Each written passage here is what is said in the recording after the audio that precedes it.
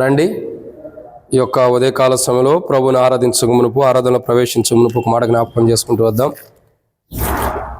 ప్రకటన గ్రంథము 3వ అధ్యాయం. ప్రకటన గ్రంథము 3వ అధ్యాయము దేవుని యొక్క వాక్యంలో నుండి 19వ వచనాన్ని అందరం కలిసి చదువుకుందాం. ప్రకటన గ్రంథము 3వ అధ్యాయము 19వ వచనాన్ని అందరం కలిసి చదువుకుందాం. నేను ప్రేమించు వారిని గద్దించి శిక్షించుచున్నాను గనుక నీవు ఆసక్తి కలిగి మారు మనసు పొందుము. కాబట్టి దేవుని యొక్క వాక్యాన్ని చూసినట్లయితే ఒక మాట రాయబడుతూ వచ్చింది. ఏమనంటే, నేను ప్రేమించు వారిని ఏం చేస్తున్నాడు? గద్దించి శిక్షించుతున్నాను కనుక నీవు ఆసక్తి కలిగి మారు మనసు పొందమని ప్రభు మాట్లాడుతున్నాడు లవోదికయతో. గత వారంతోనే లవోదిక గురించినటువంటి విధానము ముగించబడుతుందని చెప్పాము. అయితే ఇంకేముంది, డిసెంబర్తో అయిపోతే ఇంకా 2 వారాలు తర్వాత, ఎందుకంటే 31st అంతకుముందు ఆదివారం మళ్ళీ ఎక్కడ కూడా వెళ్తాం. కాబట్టి ఈ 2 వారాలు కూడా కొత్త చదవటం దేనికి, దీంట్లో నుండే కొన్ని మర్మాలు చేద్దామని ఆలోచన దేవుడు బయలుపరిచాడు. కాబట్టి దీంట్లో కొన్ని విషయాలు చూస్తున్నాం. ఏమనుందంటే, నేను ప్రేమించు వారిని గద్దించి శిక్షించుతున్నాను. ఆయన ప్రేమించే వారిని గద్దించుచున్నాడు. ఏం చేస్తున్నాడు? ఆయన ప్రేమించేవారిని గద్దిస్తున్నాడు. ఆయన ద్వారా ప్రేమించబడి గద్దింపబడిన వారు ఎవరు అని అంటే వారి జీవితాలు ఎటువంటి స్థితిలో ఉన్న వారిని ప్రేమించి గద్దించాడని కూడా మనం చెప్పుకోవచ్చు. ఎటువంటి స్థితిలో ఉన్న వారిని ప్రేమించి గద్దించాడు. గద్దించడం ద్వారా ఏమైంది? మరి సరిచేయబడుతున్నారు.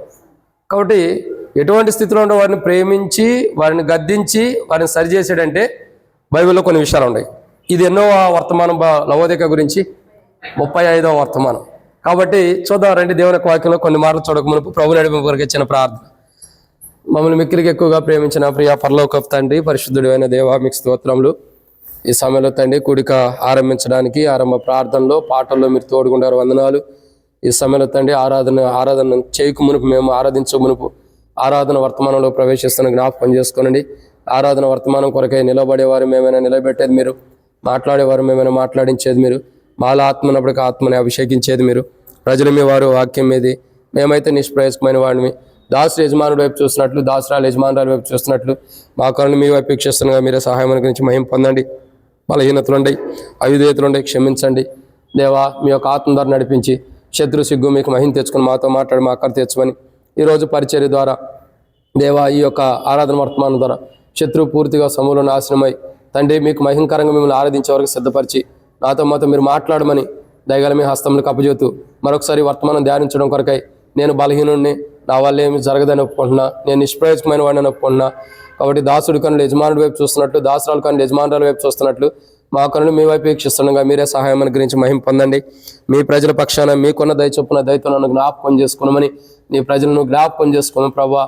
నా దేహ బలహీనతలు ఎన్నో ఉండే, అయినప్పటికీ బలహీనతలను బట్టి ఈరోజు పరిచర్యకు అడ్డు రాకుండా మీరు కాపాడు. నా బలహీనతలు ఎందు మీ శక్తి పరిపూర్ణం చేయండి. ఈ వాక్యం ధ్యానించడం కొరకై మానవుని జ్ఞానం సరిపోదు కాబట్టి తెరవబడిన ఆకాశం మాకు అనుగ్రహించి ఆకాశం ఇప్పి పడజనంత విస్తారమని పరిశుద్ధాత్మను అభిషేకించి మాతో మీరు మాట్లాడమని దగ్గర మీ హస్తంలో కప్పజేతూ ముందున్న సంగతి దీవించి మాతో మాట్లాడి మా అక్కడ తీర్చమని ప్రభువైన యేసుక్రీస్తు నామం పేరిట విశ్వాసంతో ఈ యొక్క వర్తమానం అంతా దీవించండి. వచ్చిన వారందరిని బడి స్తోత్రములు, రావాల్సిన వారిని త్వరపెట్టి తీసుకురండి. మధ్య మార్గంలో సకాలం నడిపించండి. ఎవరికి టపరికి వెళ్ళి జరగకుండా కాపాడమని ముందున్న సంగతి దీవించి మాతో మాట్లాడి మా అక్కడ తీర్చమని ప్రభువైన యేసుక్రీస్తు నామం పేరిట విశ్వాసంతో స్తుతించి ప్రార్థించి అడిగేట్టుకుంటున్నాం తండ్రి, ఆమేన్. కాబట్టి దేవుని యొక్క వాక్యాన్ని చూసినట్టు ప్రియులారా, బైబిల్లో కొన్ని విషయాలు మనకి మర్మంతో కూడినవిగా రాయబడుతూ వచ్చినాయి. దాంట్లో ఇక్కడ మనం చూస్తున్నటువంటి మాట ఏంటంటే, లవోదికయతో ప్రభు మాట్లాడుతున్నాడు. ఇది 35వ ఆదివారం. ఏమని మాట్లాడుతున్నాడంటే, నేను ప్రేమించు వారిని గద్దించి శిక్షించుచున్నాను గనుక నీవు ఆసక్తి కలిగి మారుమూసు పొందమంటున్నాడు. సరే, మనం చూడగలిగింది ఎంతవరకు అంటే ఆయన ప్రేమించి గద్దించుచున్నాడు. సో ఆయన ఎవరిని ప్రేమించి గద్దించి సరిచేస్తున్నాడు అని అంటే బైబిల్లో కొన్ని విషయాలు ఉన్నాయి. మళ్ళీ శిక్షించే దాని గురించి తర్వాత ఉంది. కాబట్టి ఆయన ఎవరిని ప్రేమించి గద్దించి సరిచేసాడు అని అంటే బైబిల్లో కొన్ని విషయాలు ఉన్నాయి. రండి, దాంట్లో మొదటి మాటను మనం చూద్దాము. దేవుని యొక్క వాక్యంలో నుండి మొదటి వ్యక్తి గురించి మనం చూసినట్టయితే లూకాసు సువార్త 9వ అధ్యాయం 50వ వచనం. లూకాసు సువార్త 9వ అధ్యాయము 50వ వచనం. లూకాసు వార్త 9వ అధ్యాయం 50వ వచనం. అందుకు యేసు, మీరు వాని నాటంకపరచకుడి, మీకు విరోధి కానివాడు మీ పక్షం ఉన్నవాడు అని అతనితో చెప్పాను. కాబట్టి ఇక్కడ ఒక సన్నివేశాన్ని మనం జ్ఞాపకం చేసుకుంటూ వస్తున్నాం ప్రియులారా. దేవుని యొక్క వాక్యంలో చూసినట్లయితే దేవుడు ప్రభువైన యేసుక్రీస్తు ప్రభువారు మొదటి కోణాన్ని ఇక్కడ యాకోబు, మరి ఇంకా మనం చూసినట్లయితే వీరిని గద్దించిన అనుభవాన్ని చూస్తున్నాం. ఎవరిని గద్దిస్తున్నాడు అని అంటే ఇక్కడ యోహోను, యాకోబు ఉన్నాడు. యోహోను, యాకోబు యొక్క జీవితాలు మనం చూడగా వారిని గద్దిస్తున్నటువంటి అనుభవాన్ని మనం చూస్తూ వస్తున్నాం. ఎందుకు వారిని గద్దిస్తున్నాడు అని అంటే బైబిల్లో ఒక విషయం కనబడుతూ వస్తున్న మాట చూసినట్లయితే ప్రియులారా, చాలామంది యొక్క జీవితాల్లో అనేకమైన కోణాలు బైబిల్లో రాయబడుతూ వచ్చినాయి. ఇక్కడ ఈ అధ్యాయం మొత్తం మనం చదివినట్లయితే ఇంకా మీకు అర్థం కావాల్సిన మాట ఏంటంటే చూడండి, 54వ వచనం. శిష్యులైన యాకోబును యోహాను అది చూచి, ప్రభువా, ఆకాశం నుండి అగ్ని దిగి వీరిని నాశనం చేయనట్లు మేము ఆజ్ఞాపించడానికి ఇష్టమా అని అడగగా ఆయన వారి తట్టు తిరిగి వారిని గద్దించాను. కాబట్టి అంటే అర్థం ఏంటి? కాబట్టి ప్రియులారా, వీరి యొక్క జీవితంలో ఇక్కడ కొందరు ఉంటూ వచ్చారు. 54వ వచనాన్ని మనం జాగ్రత్తగా గమనించినట్లయితే మరి లూకాసు వార్త 9వ అధ్యాయం 54వ వచనంలో యేసు ప్రభు వారి యొక్క శిష్యుడైనటువంటి ఇద్దరు వ్యక్తులు ఉన్నారు. ఇద్దరిలో మొదటిగా ఒక వ్యక్తిని చూస్తున్నాం. ఎవరంటే యాకోబు యొక్క జీవితాన్ని మనం చూసినట్లయితే ఇక్కడ యాకోబు యొక్క కానీ యోహాను కానీ ఏమంటున్నారంటే, ప్రభువా, మరి వీళ్ళ యొక్క జీవితంలో వీళ్ళు మిమ్మల్ని గ్రామంలోకి చేర్చుకోలేదు కాబట్టి, వీళ్ళు మిమ్మల్ని ఆహ్వానించలేదు కాబట్టి, మేము ఏ గ్రామంకి వెళ్తున్నామో ఆ గ్రామానికి వారు చేర్చుకోవట్లేదు కాబట్టి, అంటే మేము వెళ్ళిన గ్రామంలో వారు చేర్చుకోలేదు కాబట్టి ప్రభువా, వీరు మిమ్మల్ని తిరస్కరించినట్టు అనుభవం ఉంటారు కాబట్టి, మరి వీరిని ఏం చేయాలా? వీరి మీద పగ తీర్చుకోవడానికి ఒక మాట అంటున్నారు. వారు తప్పు చేశారు కాబట్టి ప్రభువుని చేర్చుకోకపోవడమే ఒక తప్పు చేసినట్టు. కాబట్టి ఏం చేస్తున్నారు? వారు తప్పు చేశారు కాబట్టి వారి మీద మరి ఆకాశం నుండి అగ్ని వచ్చి వారిని దహించి వేయడం నీకు ఇష్టమా అంటున్నారు. అంటే మాటకు అర్థం ఏంటంటే రెండు కోణాలు ఉన్నాయి. కానీ ఒక కోణంలో మనం చూస్తున్నట్టయితే పగ తీర్చుకునే పని ఏం చేస్తున్నారండి? పగ తీర్చుకోవడానికి. కాబట్టి ఈ పగ తీర్చుకోవడానికి ప్రయత్నిస్తుంది ఎవరు?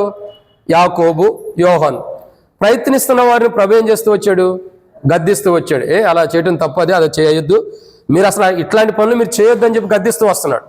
కాబట్టి ఆయన ప్రేమతో ఎవరిని గద్దించాడంటే మొట్టమొదటిగా యాకోబు, యోహాను యొక్క జీవితాల్లో మనం యాకోబుని చూస్తూ వస్తున్నాం. గద్దించిన అనుభవం యాకోబు, యోహాను ఇద్దరిని గద్దించాడు. ఎందుకు గద్దిస్తూ వచ్చాడు? ఎందుకు గద్దించాడంటే మొదటి మాట ఇక్కడ రాయబడుతున్న మాటను చూసినట్లయితే ఆయన పగ తీర్చుకోవడం దేవుని పని కాదు. క్షమించండి, పగ తీర్చుకోవడం మన పని కాదు.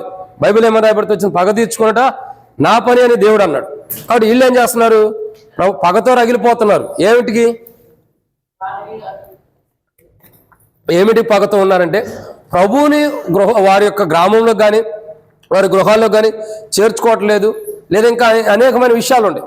వీటన్నిటిని బట్టి యేసు ప్రభు వారి యొక్క శిష్యులైనటువంటి యాకోబు, యోహానుకి కోపం వచ్చింది. కోపం వచ్చి అంటారు, ప్రభా, నువ్వు ఆజ్ఞాపిస్తే మేము నువ్వు ఓకే అంటే మేము ఆజ్ఞాపిస్తాం. ఏమని? ఆకాశం నుండి అగ్ని వచ్చి వీళ్ళందరినీ దహించి వేయాలని మేము ఆజ్ఞాపిస్తాం. అంటే పగ తీర్చుకునే కోణాలు ఉండాలి. కాబట్టి ఎవరైతే పగ తీర్చుకునే అనుభవం ఉండారో, ఎవరైతే పగ తీర్చుకోవాలన్న అనుభవాలు కలిగి ఉండారో అటువంటి వారిని గద్దిస్తున్నాడు ప్రేమతో. అది చేయడం తప్పు. ఏం చేస్తున్నాడు? అది చేయడం తప్పు అని గద్దిస్తున్నాడు. చూడండి 54 వచ్చిన 55 వచ్చిన చూసినట్లయితే చివరిలో 55 వచ్చిన చివరిలో ఆయన వారి తట్టు తిరిగి వారిని గద్దించాను. ఎవరిని గద్దించాను? యాకోబును, యోహానును గద్దించాడు. ఎందుకని? మీరు పగ తీర్చుకునే కోణాలు ఉండారు, పగ తీర్చుకోకూడదు. ఇక్కడ పగలు ప్రతీకారాలు కాదు ఇక్కడ కావాల్సింది. కాబట్టి ఎవరైతే పగబట్టిన అనుభవం ఉండారో, ఎవరైతే ఎదుటి వ్యక్తి మీద పగ తీర్చుకోవాలని అనుభవం ఉండారో, ఎవరైతే ఎదుటి వ్యక్తి మీద పగ కలిగి ఉంటారో అటువంటి వారిని గద్దించి, ప్రేమతో వారిని గద్దించి వారిని ఏం చేస్తున్నాడు? ప్రేమతో వారిని గద్దించి సరి చేస్తున్నాడు. ప్రేమతో వారిని గద్దిస్తున్నాడు. ఆయన పగతో వారిని గద్దిస్తున్నా. ఇక్కడ ఉండే పేతురు, యోహానులు పగతో, ప్రభా, మరి నిన్ను చేర్చుకోలేదన్న కోపంతో పగతో వారిని చంపేస్తాము, మాకు ఆజ్ఞాపించు, మేము ఇలా ఆకాశం నుండి దిగొచ్చి ఆ అగ్ని వచ్చి వాళ్ళని దహించివేయమని మేము ఆజ్ఞాపించడం నీకు ఇష్టమా అని అడుగుతుంటే అది కరెక్ట్ కాదని చెబుతున్నారు. యేసు ప్రభు అది కరెక్ట్ కాదని చెబుతున్నాడు. అట్లా కాదు అని గద్దిస్తున్నాడు, అలా చేయొద్దని చెప్పని. కాబట్టి పగ తీర్చుకోవాలనుకున్నటువంటి ప్రజలు ఎవరైతే నేను పగ తీర్చుకోవాలనుకుంటున్నారో ఆ పగ తీర్చుకునే వాళ్ళకి అది తప్పు, అది కరెక్ట్ కాదని చెప్పి తెలియపరిచి వారిని ప్రేమతో గద్దించి ఏం చేస్తున్నాడు? పగ తీర్చుకోవాల్సిన వారికి ప్రేమ అంటే ఏంటో తెలియపరిచి ప్రేమను కనపరిచే వారికి సిద్ధపరుస్తున్నాడు. ఇప్పుడు వాస్తవానికి నేనే పగ తీర్చుకోవాలి ఒకళ్ళ మీద, ఎవరో ఒకళ్ళ మీద పగ తీర్చుకోవాలి. కానీ ఇప్పుడు దేవుడు ఏం చేస్తున్నాడు? నాకు తన వాక్యాన్ని తెలియపరిచి, నాకు తన మాటలు తెలియపరిచి, పగ తీర్చుకోకూడదయ్యా, పగ కలిగి ఉండకూడదు, మీరు ఇట్లాంటి పగలు ప్రతీకారాలు కలిగి ఉండకూడదని దేవుని వాక్యాన్ని తెలియపరిచి, దేవుని ప్రేమ నాలో నింపి, పగతో రగిలిపోయిన నాన్ను దేవుని ప్రేమతో నింపి దేవుని ఆరాధించేవాడుగా చేస్తున్నాడు. అది దేవుని యొక్క ప్రేమ. ప్రేమతో గద్దింపబడిన వారు ఏం చేస్తున్నారు? పగతో రగిలిపోతున్నా పగ తీర్చుకోవాలన్న ఆలోచనలుండా ప్రేమతో గద్దించబడుతున్నారు. కాబట్టి ఆ ప్రేమ మనుషుల్లోకి వెళ్ళటం ద్వారా తనలో ఉన్న పగ అనే మాట వెళ్ళిపోయి, పగ అనేది వెళ్ళిపోయి ప్రేమ అనేది రావటం ద్వారా ఆ గద్దింపులో ప్రేమ లోపలికి వచ్చేస్తుంది, పగ అనేది వెళ్ళిపోతుంది. కాబట్టి ఇప్పుడు పగతో దేవుని ఆరాధన చేస్తారా, ప్రేమతో ఆరాధన చేస్తారా? ఇప్పుడు అదే పగ తీర్చుకోవాలనుకున్న వారిలో ఆ ప్రేమతో గద్దించి తన ప్రేమని వారి హృదయాల్లో కుమ్మరింపజేసి ఆ పగ తీర్చుకునే మనస్తత్వాన్ని తీసివేసి ఇప్పుడు ప్రేమ అనేటటువంటి మనస్తత్వాన్ని వారిలో నింపి దేవుణ్ణి ఆరాధించే బిడ్డగా దేవుడు సిద్ధపరిచాడు యేసు ప్రభువు. దీన్ని బట్టి మనం ఏం చేయాలి? ప్రభుని ఆరాధించాలి. ఇది ఎన్నో మాట? మొదటిది. ఇక రెండో విషయాన్ని చూద్దానండి. మొట్టమొదటిగా ఎవరిని గద్దించాడు అంటే పగ తీర్చుకోవాలన్నటువంటి వారిని గద్దించి వారిలో ప్రేమను నింపాడు.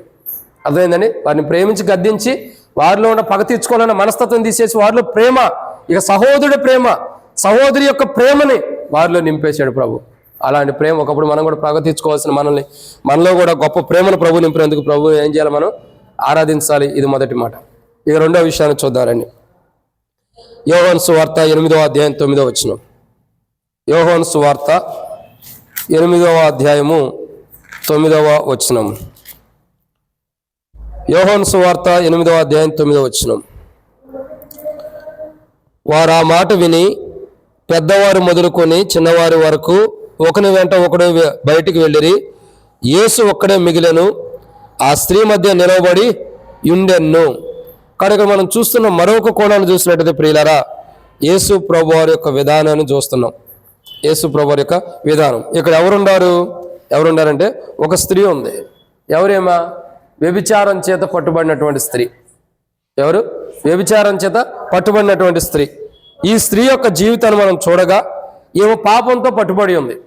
పాపంతో పట్టుబడి ఉంటే ప్రభు ఏమంటున్నాడంటే ఒక మాట అంటున్నాడు. ఏమంటున్నాడు చూడండి, 7వ వచనం. ఆయన పట్టువదలక అడుగుచుండగా ఆయన తలెత్తి చూచి, మీరు పాపం లేనివాడు మొట్టమొదట ఆయన మీద కదా ఆమె మీద రాయి వేయడని వచ్చనని వారితో చెప్పి, ఇక్కడ ఏమని చెబుతున్నాడు? ఇక్కడ మీలో పాపం లేనివాడు మొట్టమొదటి ఆమె మీద రాయమే అన్నాడు. ఇప్పుడు ఇక్కడ చూడండి, ఒక వ్యభిచారం చేత పట్టుబడిన స్త్రీ ఉంది. ఆమె యొక్క జీవితం చూడగా ఆమె వ్యభిచారం చేసి పట్టుబడింది. ఇప్పుడు యేసు ప్రభువు వారు ఎవరిని గద్దించాలి? వాస్తవానికి ఆ వ్యభిచారం చేసిన స్త్రీని గద్దించాలి. కానీ యేసు ప్రభువు వారు ఏం చేస్తున్నాడు? మీలో పాపం చేయని వాడు ఎవడో మొట్టమొదటి రాయమన్నాడు. అంటే అర్థం ఏంటి? వారిని కూడా గద్దిస్తున్నాడు. మీరు పాపం చేయలేదా?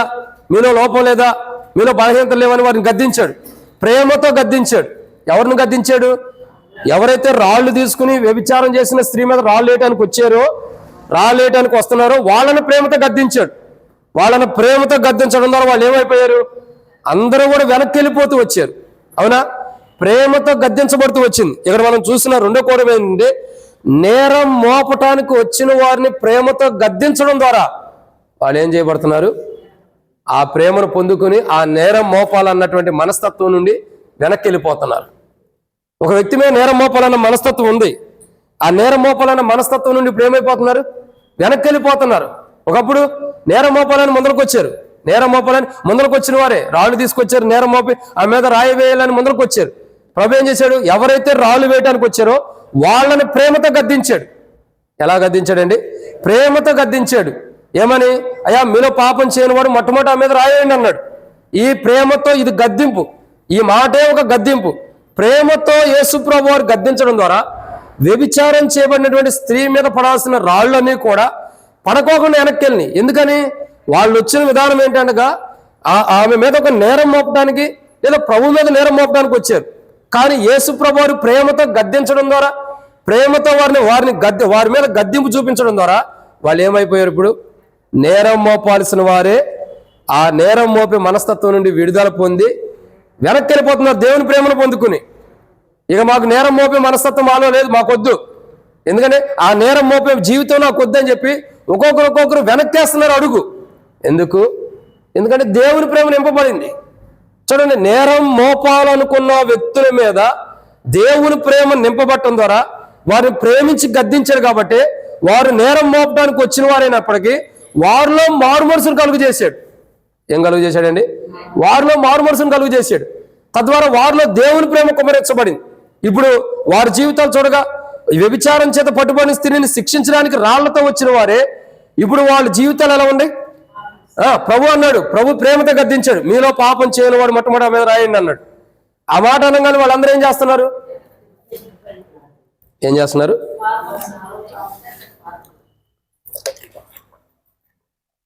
అందరూ కూడా వెనక్కి వెళ్ళిపోయారు. వెనక్కి వెళ్ళిపోవడం అంటే అర్థం ఏంటి? దేవుని గద్దింపుకు లోబడ్డారని అర్థం. దేవుని గద్దింపు లోబడ్డారని. కాబట్టి యేసు ప్రభు వారు మొట్టమొదటిగా పగ తీర్చుకోవాలన్న వారిని ప్రేమతో గద్దించి, ఎవరైతే పగ తీర్చుకోవాలనుకుంటున్నారో అట్లాంటి వారిని ప్రేమతో గద్దించి వారిలో దేవుని ప్రేమ నింపి వారిలో ఉన్న పగను తీసేసాడు. రెండోదిగా ఎవరిని ప్రేమతో గద్దించాడంటే నేరం మోపాలనుకున్న వాళ్ళు. ఎవరిని? నేరం మోపాలనుకుని. ఎవరైతే నేరం మోపాలనుకుంటున్నారో అటువంటి వారిని ప్రేమతో గద్దించి ఏం చేస్తున్నాడు?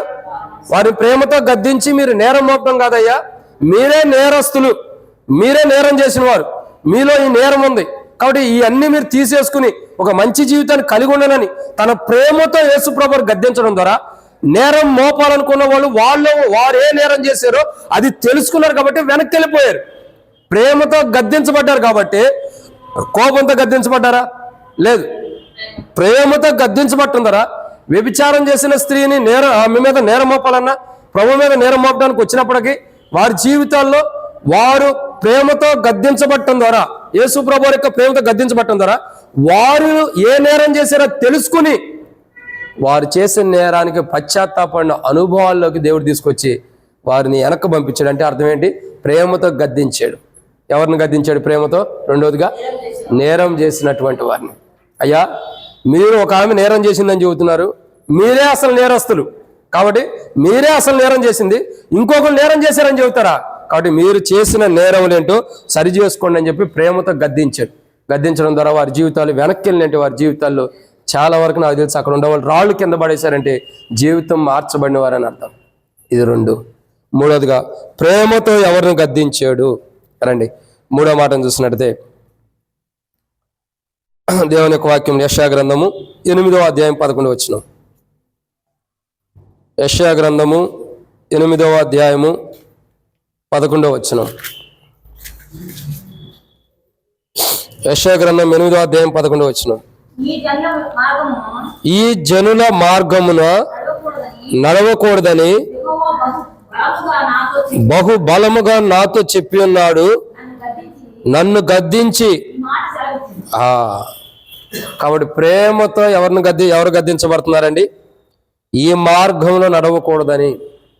అంటే ఏదైతే దుష్ట మార్గంలో నడుస్తున్నారో, ఏదైతే అపవిత్రమైన మార్గంలో నడుస్తున్నారో, ఏదైతే చెడు మార్గంలో నడుస్తున్నారో అలాంటి వారిని ప్రేమతో గద్దించాడు.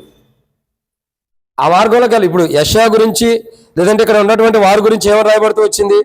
ఈ జనుల మార్గం నడవకూడదని చెప్తున్నాడు. ఎందుకని నడవకూడదు?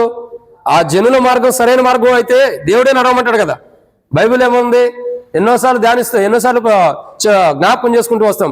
ఇదిగో పురాతనమైన మార్గం గురించి విచారించి చూడండి, మేలు కలుగని మార్గం ఏదో తెలుసుకుని అందులో నడువుడే అని బైబిల్ రాయబడుతుంది. ఒకవేళ మేలుకరమైన మార్గం అయితే దేవుడు గద్దించేవాడేనా? దేవుడు గద్దించడు కదా. ఇది మేలుకరమైన మార్గం కాదు కదా. ప్రజలందరూ తమ సొంత మార్గాలు వెళ్ళిపోతున్నారు. అందుకే బైబిల్ రాయబడుతూ వచ్చింది. యెషయా గ్రంథము 53వ అధ్యాయం. యెషయా గ్రంథం 53వ అధ్యాయం. ఏ మార్గంలో ప్రభు నడవద్దు అన్నాడు? యెషయా గ్రంథం 53వ అధ్యాయం మనం చూసినట్లయితే ఎన్నో వచనమమ్మా? 6వ వచనం. మనమందరము గొర్రెల వలె త్రోవ తప్పిపోతుమి, మనలో ప్రతి వాడును తనకు కావలసిన మార్గానికి ఏం చేస్తున్నారు? ప్రజలు వెళ్ళిపోతూ వచ్చారు. కాబట్టి ఇక్కడ మనం చూస్తున్న మూడో కోణం ఏంటంటే, ప్రియులారా, దేవుని యొక్క వాక్యం చెప్పబడిన మూడో మాట ఏంటంటే ప్రజలు నడిచే మార్గంలో నడవద్దని గద్దిస్తున్నాడు. ప్రజల మార్గాలు ఎలా ఉండే, జనులందరూ వెళ్ళే మార్గాలు ఎలా ఉండే? అందరూ చూడండి 6వ వచనంలో ఏమనుంది? మనం అందరం గొర్రెల త్రోవ తప్పిపోయే మార్గం అది. రెండోది ఎలాంటి మార్గం అది? మనలో ప్రతి వాడు తనకిష్టమైన త్రోవ కలిగినంటే మనకిష్టమైన త్రోవలై. అంటే దేవుడు ఏమంటున్నాడు? మనుషులకి ఇష్టమైన త్రోవల్లో కానీ తప్పిపోయే త్రోవల మార్గంలో మీరు వెళ్ళొద్దు. జనులందరూ ఎలా వెళ్తున్నారు, ప్రజలందరూ ఎలా వెళ్తున్నారు నేటి దినాల్లో? తప్పిపోయే మార్గంలో, త్రోవ తప్పిపోయే మార్గంలో వెళ్తున్నారు ప్రజలందరూ కూడా. మీరు అలా వెళ్ళొద్దు అని గద్దిస్తున్నాడు. నీవు అలా వెళ్ళొద్దని నన్ను గద్దిస్తూ వస్తున్నాడు. ఇక్కడ యెషయా భక్తుడి యొక్క జీవితం కానీ లేదంటే అనేకమైన వ్యక్తుల యొక్క జీవితాలు కూడా రాయబడుతున్న మాట ఇదే. ఎందుకంటే అనేకమైన ప్రజలతో మాట్లాడుతున్నాడు. మరి యెహోవా ఇంకను నాతో ఎలాగ సెలవిచ్చను? దేవుడు మాట్లాడుతూ వస్తున్నాడు యెషయా ప్రవక్త ద్వారా. ఏమని మాట్లాడుతున్నాడు? యెషయా ప్రవక్తతో కానీ మాట్లాడుతున్నమాట, ఈ జనుల మార్గంలో నడవకూడదు. ఈ జనుల మార్గం ఎలాంటిది? ఈ జనుల మార్గం ఎలాంటిదంటే వారు త్రోవ తప్పిపోయే మార్గం, తమకిష్టమైన మార్గం. ఈ జనుల మార్గం దేవునికి ఇష్టమైన మార్గం కాదు. మంచి మార్గంలో వాళ్ళు నడవట్లా. ఎలాంటి మార్గంలో ఉంటారు? త్రోవ తప్పిపోయే మార్గము, తమకిష్టమైన మార్గంలో జనులు ఉంటారు. కాబట్టి ప్రేమతో ఎవరిని గద్దిస్తున్నాడు?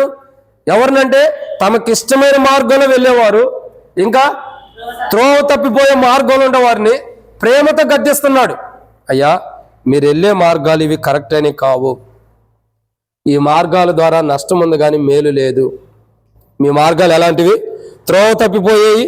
మీ మార్గాలు మీకు ఇష్టమైన మార్గాలు. కాబట్టి మీకు ఇష్టమైన మార్గంలో మీకు నష్టం ఉంది. మీరు వెళ్ళే మార్గంలో త్రోవ తప్పిపోతున్నారు కాబట్టి మరణం ఉంది. కాబట్టి నష్టపోయి మరణం తెచ్చుకునే మార్గాల నుండి మీరు సరైన మార్గంలో వెళ్ళండి. జనులందరూ వెళ్ళే మార్గంలో పోవద్దు. జనులందరూ పోయే మార్గం నష్టానికి పోవచ్చు, వాళ్ళు నరకానికి వెళ్ళవచ్చు. కానీ ఆ మార్గంలో మీరు వెళ్ళొద్దు. త్రోవ తప్పిపోయినా, మీకు ఇష్టమైన మార్గంలో మీరు కలిసినా, మీకు ఇష్టమైన మార్గంలో మీరు వెళ్ళినా నష్టపోతారని చెప్పి ప్రేమతో గద్దిస్తున్నాడు. ఇప్పుడు ప్రేమతో గద్దించడం ద్వారా త్రోవ తప్పిపోయిన వారు, తమకిష్టమైన మార్గంలో వెళ్ళిపోయేటటువంటి వారు ఇప్పుడు ఏం చేయబడుతున్నారు?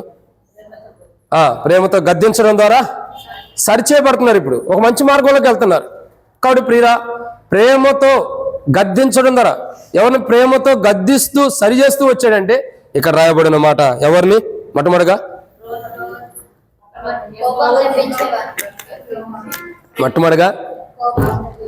పగ తీర్చుకునేవారిని. 2 ఎవరిని ప్రేమతో గద్దించి సరి చేశాడు? నేరం మోపేవారిని. 3 తమకిష్టమైన త్రోవలకి తొలిగిపోయారు. త్రోవ తప్పిపోయి తమకిష్టమైన మార్గాల్లో త్రోవ తప్పి తొలిగిపోయి వెళ్ళిపోతున్న వారిని ప్రేమతో గద్దించి ఆ మార్గాలు సరికావని చెప్పి సరి చేస్తూ వచ్చాడు. ఇదన్నమాట 3. ఇక 4వ విషయాన్ని చూద్దాం రండి. కీర్తనల గ్రంథం 105వ అధ్యాయం. కీర్తనల గ్రంథము 105వ అధ్యాయం 15వ వచనం.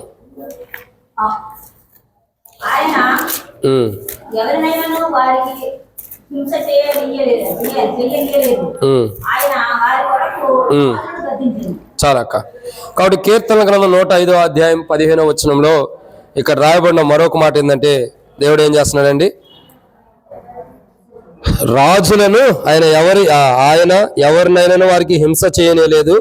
ఆయన వారి కొరకు రాజులను ఇప్పుడు ఎవరిని గద్దిస్తున్నాడు? ఎందుకు? రాజులు ఏం చేస్తారు చెప్పండి? ఎవరైనా పట్టుకున్నారంటే శత్రువుని, మరి అదే కదా, హింసించే రాజుల్ని గద్దిస్తున్నాడు. ఎవరిని? హింసించే రాజుల్ని. చూడండి ఎంత గొప్ప మాట. ఒక మనుషుని హింసించే రాజుల్ని, ఒక మనుషుని బాధపరిచే రాజుల్ని, ఒక మనుషుని ఎన్నో హింసలు పెట్టేటటువంటి రాజుల్ని గద్దిస్తున్నాడంటే దేవుడు. ఎంత గొప్ప మాట చూడండి. రాజుని ఎవరైనా గద్దిస్తారా? రాజుని ఎవరైనా గద్దిస్తారా? ఒక ఆయన గద్దించాడు. ప్రభు అన్నాడు, సాతానా నా వెనక పొమ్మన్నాడు. ఒక ఆయన గద్దించాడు. ప్రభు ఏమన్నాడు? సాతానా వెనక పొమ్మన్నాడు. తర్వాత చూస్తాం లేదు కూడా. ఈ ఆరాధన వర్తమానంలోనే ఉంది. కాబట్టి రాజును గద్దించేవారంటే రాజును గద్దించగలిగేవారు ఎవరైనా ఉండారా? ఉండడు. ఆయన ఒక్కడే ప్రభు, యేసుక్రీస్తు ప్రభువారు. ఆయనే నరవతారికి లోకానికి వచ్చి రాజులు అంటే దేవుని ప్రజల్ని హింసించేటటువంటి రాజులకి, దేవుని ప్రజల్ని గాయపరిచే వారికి లేదా హింసించేటటువంటి రాజులకి ఏం చేస్తున్నాడు? ఆయన గద్దిస్తున్నాడు. వాళ్ళు నా కుమారులు, వారు నా కుమార్తె, నా కుమారులు, వాళ్ళు నువ్వేం చేయొద్దు. సౌలుని గద్దించలా? అధికారం పొందాడంటే ఒక అధికారే కదా. సౌలుని గద్దించలా? ఏ సౌలు? అపోస్తుడైన పౌలు సౌలు పౌలుగా మార్చబడ్డ పౌల్ని గద్దిస్తూ వచ్చాడు. అయ్యా దమస్కు మార్గంలో వెళ్తుండగా, అయ్యా నువ్వు హింసిస్తున్నావు యేసును, నువ్వు నన్ను హింసిస్తున్నావేంటి అని అంటే, ప్రభా నీవెవడవు, నీవు హింసిస్తున్నావు యేసును. అయితే క్షమించు ప్రభా. రాజులు సైతం కూడా గద్దించే వారికి మారుమనసును దయచేశాడు. ఎంత గొప్ప రాజులు అంటే మనం చూస్తూ వస్తున్నాం. హేరోదు, పిలాతు, వారి జీవితాలు చూడండి. వారు ఎలాంటి వారైనా సరే వారి జీవితాల్లో ప్రేమను కనపరిచే అనుభవంలోకి తీసుకొస్తున్నాడు వారిని కూడా. చూడండి, హేరోదు మరి ఇంకెవరు, పిలాతు, ఇద్దరు కూడా బద్ధ శత్రువులైన వారు ప్రేమతో కలిసిపోయి ఉన్నారు. నిజంగా ఎంత గొప్ప అనుభవం అంటే, ఇక్కడ చూడాల్సిన మరొక కోణం ఏంటంటే, రాజులను గద్దించి ఆయన ప్రేమతో వారిని గద్దిస్తున్నాడు రాజుల్ని. అప్పుడు రాజులు ఏం చేస్తున్నారుగా, హింసించాల్సిన వారు హింసించట్లా. ఇప్పుడు ఎగ్జాంపుల్ చెప్పాలంటే, యోసేపు ఉన్నాడు.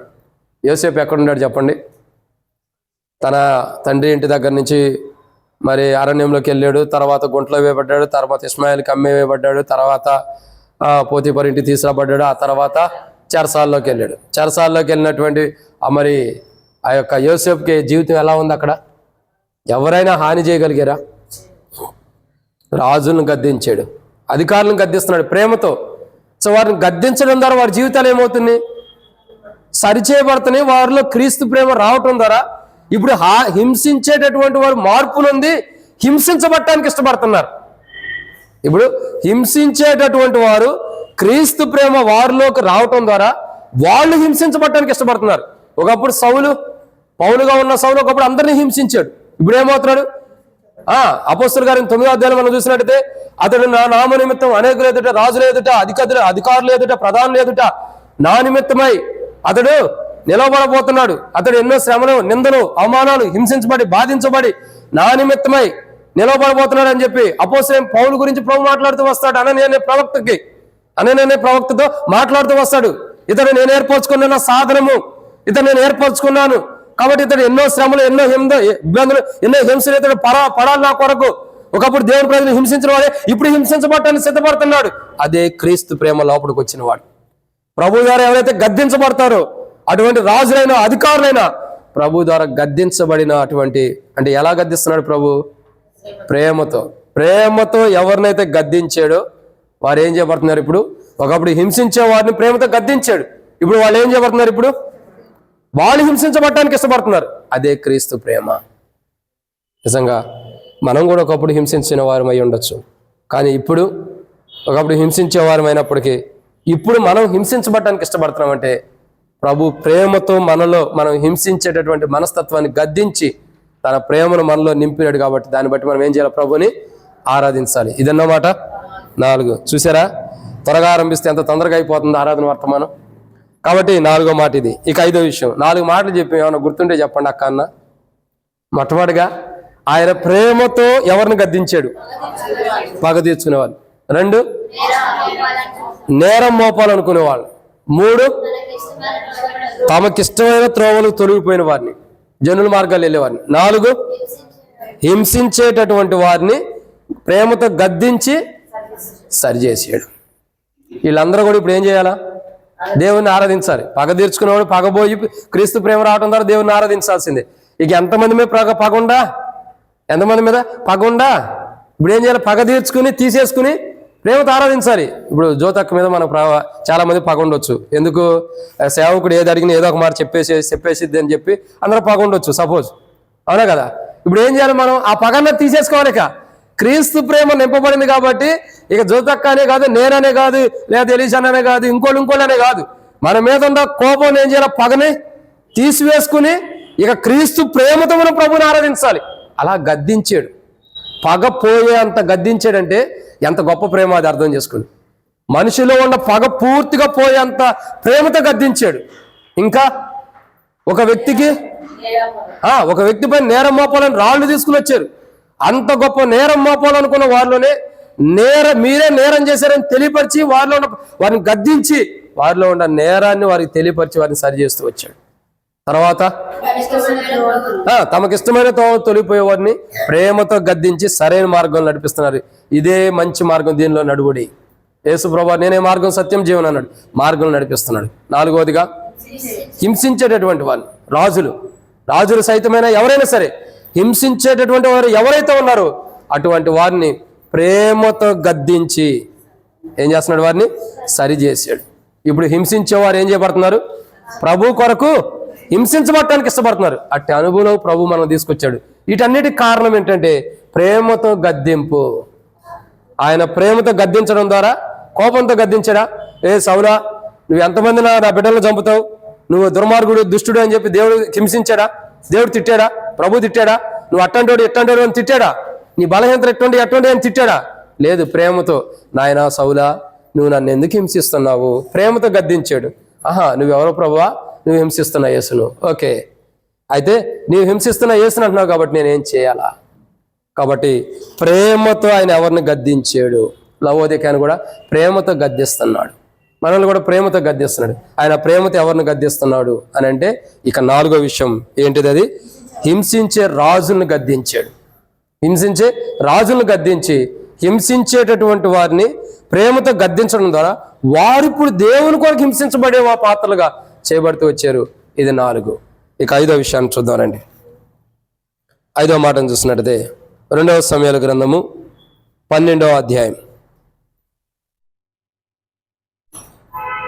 2వ సమూయేలు గ్రంథం 12వ అధ్యాయం. 2వ సమూయేలు గ్రంథం 12వ అధ్యాయము 7వ వచనం. నాతాను దావీదును చూచి, ఆ మనుషుడవు నీవే, ఇశ్రాయేలు దేవుడని యెహోవా సెలవిచ్చినది ఏమనగా, ఇశ్రాయేలు మీద నేను నిన్ను రాజుగా పట్టాభిషేకం చేసి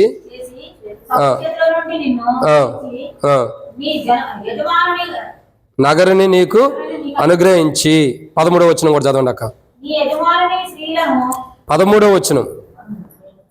నేను పాపం చేసితనని దావీదు నాతానుతో అనగా, నాతాను నీ చావుకున్నట్లు యెహోవా నీ పాపమును పరిహరించెను. కాబట్టి ఇప్పుడు ప్రేమతో ఎవరిని గద్దిస్తున్నాడు? పాపం చేసినటువంటి వారి. దావీదు రాజు పాపం చేశాడు అన్న విషయము 7వ వచనంలో నాతాను ప్రవక్త తెలియపరిచాడు. నువ్వే నాతాను దావీదును చూచి, ఆ మనుషుడవు నీవే, ఆ మనుషుడవు నీవే, పాపం చేసిన వాడు నీవే అని దావీదును గద్దించగా, దేవుని యొక్క గద్దింపిది. ప్రేమతో దేవుడు దావీదును గద్దించగా దావీదు రాజు ఏం చేస్తూ వచ్చాడు? తన పాపాన్ని ఒప్పుకుంటూ వచ్చాడు. పాపాన్ని ఏం చేశాడు దేవుడు? పాపం ఏం చేశాడండి? పరిహరించాడు. అంటే అర్థం ఏంటి? తొలగించాడు, క్షమించేసేసాడు. అంటే ప్రేమతో, అంటే పాపము చేసిన వారిని, పాపపు జీవితం కలిగిన వారిని ప్రేమతో గద్దించడం ద్వారా ఏం జరుగుతూ వస్తుంది?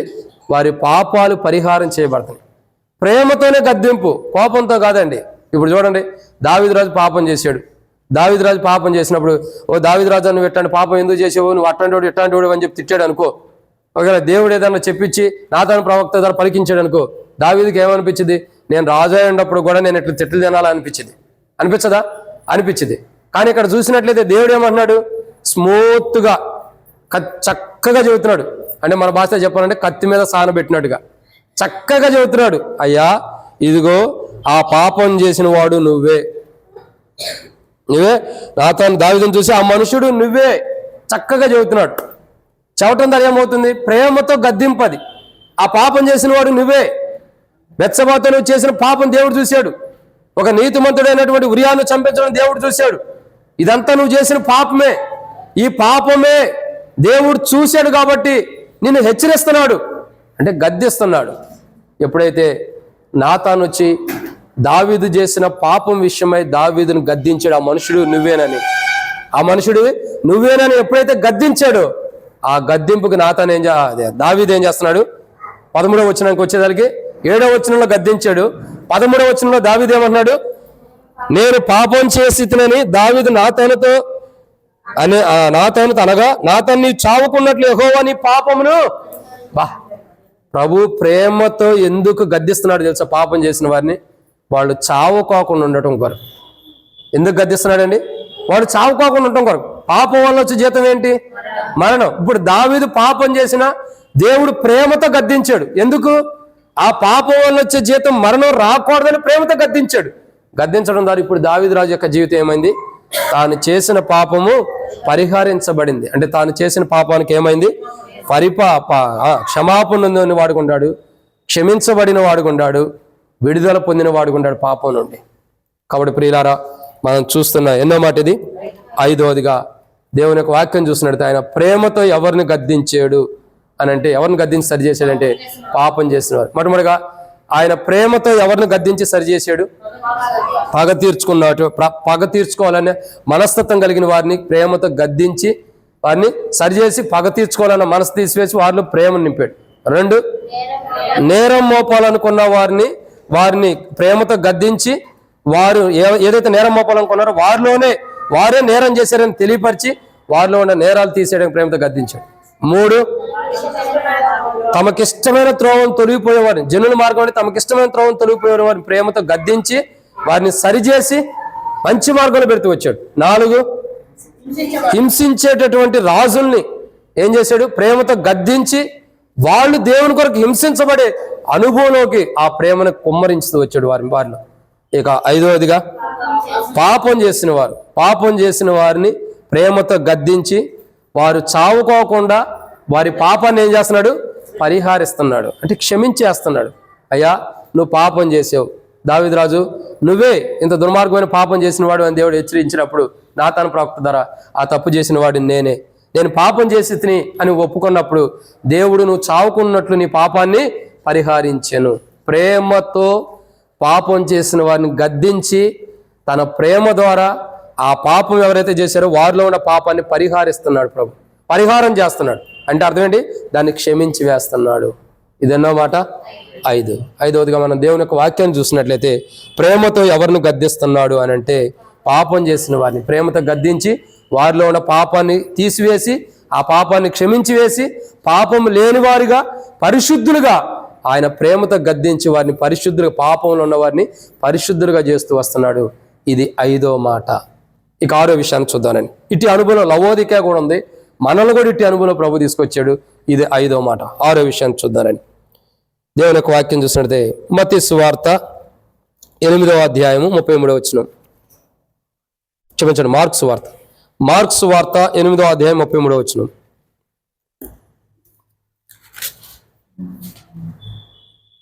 మార్కు సువార్త 8వ అధ్యాయం 33వ వచనం. అందుకైన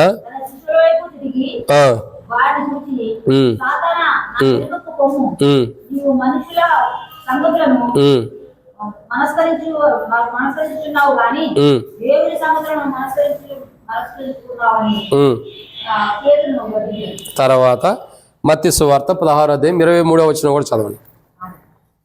16వ అధ్యాయం 23వ వచనం మత్తయి సువార్త. లేదా మత్తయి 16:23. అయితే ఆయన పేతురు వైపు తిరిగి, సాతానా, నా వెనకకు పొమ్ము, నీవు నాకు అభ్యంతర కారణమై ఉన్నావు. నీవు మనుషుల సంగతులనే తలంచున్నావు కానీ దేవుని సంగతులను తలంపకు ఉన్నావని పేతురుతో చెప్పాను. అంటే ఇక్కడ అర్థం ఏంటంటే ఇదే మాట మార్కు సువార్తలో మార్కు రాస్తూ అంటున్నాడు, పేతురుతో దేవుడు ఏం చెప్పాడు, ప్రభు ఏం చెప్పాడు, ఆ మాట మార్కు సువార్తలో రాస్తూ మార్కు అంటాడు, గద్దించెను. ఎవరిని గద్దించాడండి ఇప్పుడు? పేతుర్ని. ఎందుకు పేతుర్ని గద్దించాడా? ఏమనుంది అక్కడ? సాతానా. మత్తయి సువార్తలో మనం ఏం చదువుతున్నాము అక్కడ? 23 వచనం. అయితే ఆయన పేతురు వైపు తిరిగి, సాతానా, నా వెనక పొమ్ము అని అంటున్నాడు. అది గద్దింపు. ఎక్కడ కనపడుతుంది అన్నమాట? మార్కు సువార్త 8వ అధ్యాయం 33వ వచనంలో. ఏమనుంది అక్కడ? మార్కు సువార్త 8:33. అందుకు ఆయన తన శిష్యుల వైపు తిరిగి వారిని చూచి, సాతానా, నా వెనుకకు పొమ్ము, నీవు మనుషుల సంగతులను మనస్కరించుచున్నావు గాని దేవుని సంగతులను మనస్కరించుచున్నావా అని పేతురును గద్దించాను. ఏ సంగతి గురించి మనస్కరించున్నావా అని పేతురును గద్దించాను. ఎవరిని గద్దిస్తున్నాడు? సాతానా, నా వెనక పొమ్మన్నాడు. ఇప్పుడు పేతురులో ఎవరున్నారు?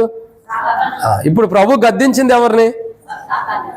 ఎవరైతే జీవితంలో హృదయంలో సాతాన్ని కలిగి ఉండారో అలాంటి వారిని ప్రేమతో గద్దించాడు. అర్థమవుతుందండి? ఎలాంటి వారైతే సాతాన్ని కలిగి జీవితంలో ఉండారో. ఇప్పుడు పేతురు ఎలాంటి వాడు? పేతురు ఎవరు అసలు? యేసు ప్రభువారి యొక్క శిష్యుడు. యేసు ప్రభువారి యొక్క శిష్యుల్లోకే సాతానుడు వచ్చిందంటే మనలోకి రావడం పెద్ద లెక్క.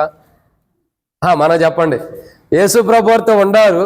ప్రభు అంటాడు, మనిషి కుమారుడు భూమి మీద ఉన్నంత కాలము, పెండ్లి కుమారుడు భూమి మీద ఉన్నంత కాలం, పెండ్లి కుమారుడు వారితో ఉన్నంత కాలం పెండ్లి ఇంటి వారికి ఆకలి లేదంట. అంటే ఏంది? వాళ్ళు ఎప్పుడు కాపాడబడతారు, సమృద్ధిగా ఉంటారు. యేసు ప్రభువారు ఉన్నంత కాలము యేసు ప్రభువారి శిష్యులకి ఏమీ లేదు, చక్కగా ఉన్నారు. ఎప్పుడైతే యేసు ప్రభువారు ఈ లోకం నుండి తీసివేయబడ్డారో చెదిరిపోయారు ఆ ప్రాంతాలకి. సరే, వాళ్ళు ఎట్లా చెదిరిపోయినా దేవుని మహిమ కొరకు ఉన్నారు ఎక్కడికి వెళ్ళినప్పటికీ. అయితే ఇక్కడ సన్నివేశం ఏంటంటే, యేసు ప్రభువారి శిష్యుల్లోనికే సాతానుడు ప్రవేశిస్తే నువ్వు నేను ఎంత గాలికి కొట్టిపోయే విశ్వాసం లాంటి వారు, ఉప్పు అనంగాన్ని కొట్టిపోయే గాలికి కొట్టిపోయే విశ్వాసం కలిగినటువంటి వారు. సమృద్ధి అనే విశ్వాసం కాదు, కొండెల్లి సముద్రంలో పడమంటే పడే అంత విశ్వాసం కలిగిన వారం కాదు. కరెక్ట్గా గట్టి గాలి వస్తే మన విశ్వాసం గాలిలోనే కొట్టిపోయింది. అటువంటి వారమైనప్పటికీ మనలో సాతాను ప్రవేశించినప్పుడు దేవుడు మనలో ఉన్న సాతాను గద్దించి ప్రేమతో మనలో ఉన్న సాతాను గద్దించి ఏం చేస్తున్నాడు? సరి చేస్తున్నాడు. ఇప్పుడు పేతురుని గద్దించడం ద్వారా పేతురు ఏమై ఉన్నాడు? సరిచేయబడ్డా లేదా? సాతాను నా వెనక పొమ్మన్నాడు. పేతుర్ని డైరెక్ట్ చెబుతున్నాడు, సాతాను నా వెనక పొమ్ము. ప్రేమతో గద్దిస్తున్నాడు పేతుర్ని. నీలో సాతానుడు ఉందని గద్దించగానే ఆ సాతానుడు పేతుర్ని వదిలిపెట్టి వెళ్ళిపోయిన అనుభవాన్ని మనం చూస్తున్నాం. కాబట్టి ప్రియులారా, ఇక్కడ 6వ మాట, ఎవరిలో అయితే సాతానుడు ప్రవేశించాడో వారిలో ఉన్న సాతాన్ని ప్రేమతో గద్దిస్తూ వచ్చాడు. గద్దించడం ద్వారా సాతానుడు ఏం చేయబడుతున్నాడు? వెళ్ళిపోతూ వస్తున్నాడు, తన దగ్గర నుంచి దూరంగా వెళ్ళిపోతున్నాడు. లవోదిక యొక్క జీవితంలో ప్రేమతో గద్దించాడు లవోదికను కూడా. తద్వారా లవోదికలో ఉన్న సాతానుడు కూడా లవోదికను విడిచిపెట్టి వెళ్ళిపోయిన అనుభవాలు ఉన్నాయి. కాబట్టి ప్రియులారా, దేవుని యొక్క వాక్యాన్ని చూసినట్లయితే ఎన్నో మాట ఇది. 6వదిగా ఆయన ప్రేమతో ఆయన ఎవరిని గద్దించి సరి చేస్తున్నాడంటే, మొట్టమొదటిగా ప్రేమతో ఎవరిని గద్దించి సరి చేస్తున్నాడు? పగ తీర్చుకోవాలన్న మనసు ఉండవారిని ప్రేమతో గద్దించి పగన్న తీసివేసి ప్రేమ నింపాడు. 2, నేరం మోపాలనుకున్న వారిని ప్రేమతో గద్దించి వారే నేరస్తులని తెలియపరిచి వారిలో ఉన్న నేరాన్ని తీసివేసాడు ప్రేమతో. 3, తమకిష్టమైన త్రోవలకు తొలగిపోయినటువంటి వారిని ప్రేమతో గద్దించి ఒక చక్కని మార్గంలో పెడుతున్నాడు. 4, ఎవరిని గద్దిస్తున్నాడు? హింసించే రాజులను గద్దించి వారే హింసించబడేటటువంటి అనుభవంలోకి ప్రేమతో ప్రభు తెలియపరిచి వారిని తీసుకొచ్చాడు. ఇక 5వదిగా పాపం చేసిన వారు, ఎవరైతే పాపం చేస్తూ వస్తున్నారో వారిని ప్రేమతో గద్దించి వారిలో ఉన్న పాపాన్ని ప్రేమతో గద్దించడం ద్వారా వాళ్ళు పాపాన్ని సరి చేసుకుంటున్నారు కాబట్టి వారి పాపాలు పరిహారం చేస్తున్నాడు ప్రేమతో గద్దించడం ద్వారా. ఇక 6వదిగా ఎవరు? సాతానుని కలిగి ఉన్నటువంటి ప్రజలు. ఎవరైతే సాతానుని కలిగి ఉన్నాడో వారిని ప్రేమతో గద్దిస్తూ వచ్చాడు. ప్రేమతో వారిని గద్దించడం ద్వారా సాతానుడు వారిని వదిలిపెట్టి వెళ్ళిపోతున్నాడు. నా వెనకకు పొమ్ము ఎప్పుడైతే ఆ మాట అన్నాడో సాతానుడు వదిలిపెట్టి వెళ్ళిపోయిన అనుభవాలు చూస్తున్నాం. తద్వారా పేతురు ఇప్పుడు ప్రభుకి ఏమవుతున్నాడు? సమీపస్తుడిగా వస్తున్నాడు. ప్రేమతో గద్దించడం ద్వారా మనం ఏం చేయబోతున్నాం? మనలో ఉన్న సాతాను పోయి దేవునికి సమీపస్తులుగా అవుతున్నాం. అదే దేవుని కృప. ప్రేమతో ఆయన గద్దించడం ద్వారా మనలో ఉన్న సాతాను పోయి దేవునికి మనం సమీపస్తులం అవుతున్నాము. ఇది ఎన్నో మాట? 6. 7వ విషయాన్ని చూద్దానండి, సమయం అయిపోయింది, త్వరగా ముగిద్దాం. 7వ విషయం, 7వ మాటను మనం చూసినట్లయితే దేవుని యొక్క వాక్యంలో లూకాసు వార్త 9వ అధ్యాయం 54వ వచనం. లూకాసు వార్త 9వ అధ్యాయము 54వ వచనం. 54, 55 కలిసి ఉన్నాయి, చదవండి. శిష్యులైన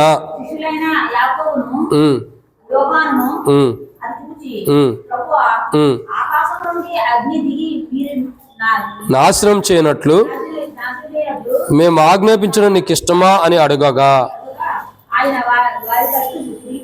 తిరిగి, నేను చదువుతాను అక్క, ఆయన వారి తట్టు తిరిగి వారిని గద్దించాను. పుటంలో వేయబడి ఏమని రాయబడుతుందో చూడండి కింద కొన్ని ప్రాచీన పత్రాల్లో, వీరు ఎట్టి ఆత్మ గలవారు మీరు ఎరుగరు, మనిషి కుమారుడు మనుషుల ఆత్మను రక్షించుటకే గాని నశింపజేయటకు రాలేదు కదక్క, రాలేదు అంటే అర్థం ఏంటి? చివరగా ఎవరిని గద్దించాడంటే యేసు ప్రభువు వారు మొదట్లో మనం చూసాం. ఎవరిని? ఇక్కడ చూసినట్లయితే దేవుని ఆత్మల్ని నశింప చేయాలనుకున్న వారిని గద్దించాడు. ఓ రకంగా ఇప్పుడు యేసుప్రభు వారి శిష్యులు క్షమించండి, యాకోబు, యోహాన్లు ఏమంటున్నారు? అది చూచి, ప్రభువా, ఆకాశం నుండి అగ్ని దిగి వీరిని నాశనం చేయనట్లు మేము ఆజ్ఞాపించడం నీకు ఇష్టమా అని అడుగుతున్నారు ప్రభుని. ఎందుకు? యేసు ప్రభువుని ఊర్లోకి రానికపోవటమో లేదా ఆయన చేర్చుకోకపోవటమో, ఆయన మీద అనేకమైన నిందలు వేయటమో ఏదో జరుగుతూ వచ్చింది. ఈ సందర్భాలను బట్టి ఇలా కోపం వచ్చింది. అరే, ఈయన ప్రభు అయితే, యేసుక్రీస్తు ప్రభు వారు అందరికీ ప్రభు అని అపోస్తలుల కార్యం 10:36 రాయబడుతూ వచ్చింది. ఈయన అందరికీ ప్రభు, మరి అందరికీ ప్రభు అయినప్పుడు వీళ్ళకి కూడా ప్రభువే కదా, మరి వీళ్ళెందుకు చేర్చుకోవట్లేదు, వీళ్ళెందుకు ఇలాంటి భావం కలిగి ఉండారని చెప్పని యేసు ప్రభు వారి విషయంలో ప్రజలుండ మనస్తత్వాన్ని బట్టి యేసు ప్రభు వారి శిష్యులకి యేసు ప్రభు కాదు, యేసు ప్రభు వారి శిష్యులకి ఏమొచ్చింది? కోపం వచ్చింది. ఏమంటున్నారు? ప్రభువా, మేము ఆకాశం నుండి అగ్ని దిగి వచ్చి వీళ్ళని నాశనం చేయనట్లు మేము ఆజ్ఞాపించడం నీకు ఇష్టమా? వీళ్ళు ఏం కోరుకుంటున్నారంటే, సదోమో గొమొర్రా పట్టణం పైన పడినటువంటి అగ్ని, ఏలియా పర్వతం మీద ఉండి అగ్ని కురిపించాడు చూసారా? నేను నిజంగా దైవజనుడిని అయితే ఆకాశం నుండి అగ్ని కురిచి 50 మందిని 50 మందితో పాటు అధిపతిని దహించవేను కాక అన్నాడు. 2 మార్లు అగ్ని ఆకాశం నుండి దిగి వచ్చింది. 3వ మారు వచ్చినటువంటి అధిపతి ఏం చేశాడు? అయ్యా, ఇద్దరు చచ్చిపోయారు అధిపతులు, 250లో 100 మంది చచ్చిపోయారు. ఇప్పుడు నేను 150 మందితో 150 మంది కలిగినటువంటి వాడిని, నాతో పాటు ఇంకా 50 ఉంటారు, వీళ్ళు చచ్చిపోతే 150 చచ్చిపోయినట్టు. కాబట్టి ఇప్పుడు 102 మంది చచ్చిపోయారు, నాతో 153 మంది వద్దు. కాబట్టి మేము తప్పు చేసాము, పొరపాటు చేసాము, మమ్మల్ని క్షమించి మా యందు దయించి నువ్వు రా. అడగటం ద్వారా ఏం జరిగింది? 2 మార్లు అగ్నిది దింపాడు. ఎవరు? ఏలియా ప్రార్థన చేసాడు, ఆకాశం నుండి అగ్ని దిగి వచ్చి నేను నిజంగా దైవజనుడు అయితే వీరితో పాటు ఉండే అధిపతితో పాటు ఉండే 50 మందిని దహించివేను కాక, కాల్చివేను కాక అనగానే ఆకాశం నుండి అగ్ని వచ్చి కాల్చివేసింది. కానీ అదే మాట వీళ్ళు అడుగుతున్నారు, మేము కూడా నీ యొక్క శిష్యులమే కదా, మరి మాకు కూడా అధికారం ఉందా? ఏలియాలాగా ఆకాశం నుండి అగ్ని దిగి వచ్చి మనుషులను చంపేసే అధికారము ఉంటే మాకు ఈ ప్రభా, వీళ్ళందరూ నిన్ను కాదంటున్నారు కదా, వీళ్ళని చంపేద్దాం. ప్రభు అన్నాడు, ఆత్మలు నశించిపోవటానికి కాదు, నశించిపోయి ఆత్మను రక్షించడానికి వచ్చా. ఇప్పుడు వీళ్ళు ఎలా ఉండారు? ఆత్మని నశింపజేయడానికి ప్రయత్నిస్తున్నారు, ఆత్మని కాపాడటానికి కాదు, ఆత్మని నశింపజేయడానికి ప్రయత్నిస్తున్నారు. ఒక ఆత్మ అంటే ఎంత విలువైందో తెలుసా? ఒక దేవుని ఆత్మ అంటే చాలా విలువైంది. ఆ ఆత్మని వీళ్ళు ఏం చేయాలనుకుంటున్నారు? నశింపజేయాలనుకుంటున్నారు. నశింపజేయాలనుకున్నప్పుడు ప్రభు గద్దిస్తున్నాడు, మీరు నాతో ఉండి నేర్చుకుంది ఇదేనా? మీరు నాతో ఉండి నేర్చుకుంది ఇదేనా? ఒక ఆత్మని నశింపజేయటమేనా మీరు నేర్చుకుంది? నేను ఇన్ని సంవత్సరాలు ప్రయాసపడుతూ వచ్చింది దేని కొరకు? ఇన్ని సంవత్సరాలు వర్తమానాల మీద వర్తమానాలు చెబుతూ వచ్చింది దేని కొరకు? ఇన్ని సంవత్సరాలు అనేకులు స్వస్థపరిచింది దేని కొరకు? ఇన్ని సంవత్సరాలు అనేకులు చనిపోయిన వారిని తిరిగి లేపింది ఎందుకు కొరకు? ఇన్ని సంవత్సరాలు అనేకులు కాపాడుతూ వచ్చింది దేని కొరకు? నశింపు చేయడానికైతే ఇవన్నీ నేను ఎందుకు చేస్తాను? నేను నశింపు చేయడానికి కాదు కదా వచ్చింది ఈ లోకానికి, నశించిపోయే ఆత్మను రక్షించడానికి వచ్చా. నాతో ఉంటూ నాతో జీవిస్తూ నేనుండా ప్రాంతంలో నాతోనే ఉంటున్న మీరు ఆత్మని నశింపు చేయాలన్న మనసు మీకు ఎలా వచ్చింది? ఒక ఆత్మ అంటే నీకెందుకు విలువ లేదు? ఒక ఆత్మ అంటే దాని విలువ మీకు ఎందుకు లేదు?